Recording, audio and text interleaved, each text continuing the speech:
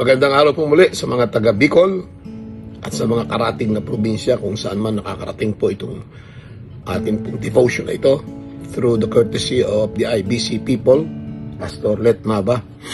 Ngayon po umaga, dito po tayo sa sa Ephesians chapter 2, verse 1 hanggang verse number 5. Sabi po dito, "And you hath he quickened who were dead in trespasses and sins, wherein time past you walked according to the course of this world, according to the prince of the power of the air, the spirit that now worketh in the children of disobedience, among whom also we all had our conversation in times past, in the lusts of our flesh, fulfilling the desires of the flesh and of the mind, and were by nature the children of wrath, even as others. But God," I want you to notice that phrase, "But God, who is rich in mercy for His great love wherewith He loved us, even when we were dead in sins, hath quickened us together with Christ. By grace ye are saved." But God. Alam niyo po, it really makes a difference when God intervenes in the life of a person. Sabi po dito, we were dead in trespasses and sins. Ang ibig sabihin po, we are not able to do anything good. We are incapable. Para tayong isang taong may hawa o maraming uling sa kamay, wala tayong hahawakan na hindi magkakauling. Lahat ng gagawin natin magkakaroon ng bahid, ng dumi. Bakit? Sapagkat marumi tayo. We are dead in trespasses and sins. Sabi ng Bible, you walk according to the course of this world. Opo.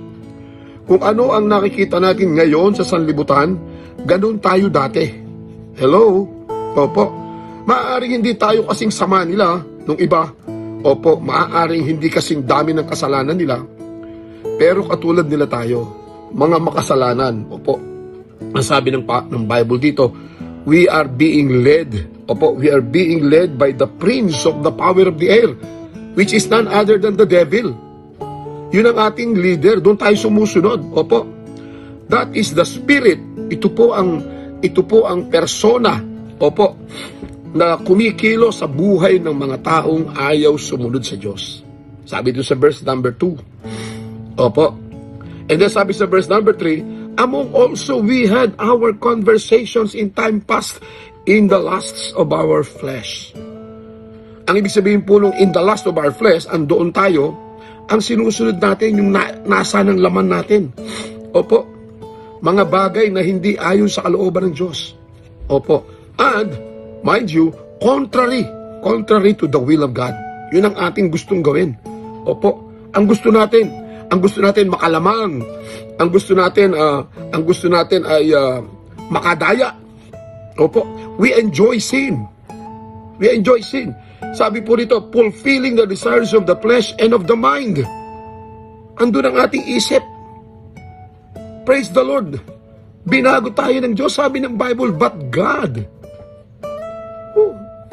It's only through God. We cannot do it by ourselves, mga kapatid. We are not able. Opo. Sabi doon sa Genesis, ang isip ng tao, lahat makasalanan. Lahat po ng nasa isip ng tao. At kung tayo'y pababayaan ng Diyos sa ating sarili, kahit ngayong mananampalataya na tayo, napakadali pa rin nating matukso sa kasalanan. Malibang tayo nga po sold out sa pagbabasa ng Bible, malibang tayo po faithful sa pagdalo sa simbahan, opo, tayo po ay madali ring madadala ng agos ng sanlibutan ito. Kaya nga merong talata Romans chapter 12 verse 2. Oo. Sabi doon ay, "Be not conformed to this world, but be ye transformed by the renewing of your mind." Opo, kailangan po talaga i-train natin ng ating isip, opo, na tayo ngayon, tayo ngayon anak na ng Diyos. Sabi sa Romans chapter 6, "Reckon ye yourselves also as free indeed to sin, or dead unto sin." Patay na tayo doon. Wala nang attraction sa atin, dapat po yun. Dapat po ngayon, ang nakakaakit sa atin, ay salita ng Diyos at gawain ng Panginoon. Yan po dapat. God who is rich in mercy For His great love wherewith He loved us, even when we were dead. Kahit na tayo'y makasalanan, opo, kahit tayo'y rebelde sa Diyos, sabi ng Bible dito, we were quickened together. Amen? We were quickened together. Opo, binuhay tayo buhat sa pagiging patay sa kasalanan. Binigyan tayo ng bagong buhay. Sabi sa John chapter 5, opo, tayo po'y inilipat na. Hello? Inilipat tayo buhat sa daan ng kamatayan tungo sa daan ng buhay. Opo, papunta tayo sa kapahamakan. Pero ngayon, we are heaven-bound. Why? Because of the great love wherewith He loved us. At ang sabi rito, opo, even when we were dead in sins, has made us sit. No, sabi rito, even when we were dead in sins, hath quickened us together with Christ. By grace are you saved. By grace. Hindi natin kaya eh. Kung hindi umiral ang biyaya ng Diyos sa atin, hanggang ngayon tayo po'y makasalanang nasa ilalim ng hatol ng Diyos, mapapahamak tayo. Mapapahamak tayo doon sa dagat ng apoy kung saan pagbabayaran natin lahat ang ating mga kasalanan. But praise the Lord, God who is rich in mercy.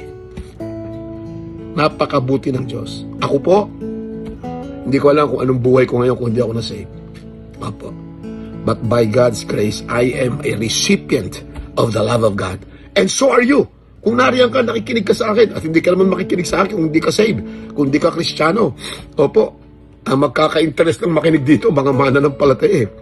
At kung ikay mananampalataya, ito sabi ng Bible, God who is rich in mercy hath quickened you. By grace are you saved. Praise the Lord. But God. Praise the Lord. God loved me and extended His mercy on me. At ngayon, nabubuhay ako para sa Kanya. Naglilingkod, natutuwa, nag-e-enjoy bilang isang Kristiyano. Sana kayo rin. Sana kayo rin. Panginoon, salamat po sa opportunity to share. At pagpalain niyo po ito, nawa po maka-encourage, maka-inspire, makatulong po sa mga Kristiyano, especially po mga bago na mananampalataya. At ganoon din, maka-challenge naman sa mga mananampalatayang dati na maaaring naliligaw po ng landas ngayon, Panginoon. Pagpalain niyo po, maraming salamat po sa iyo ang papuri sa pangalan ni Jesus. Amen and amen.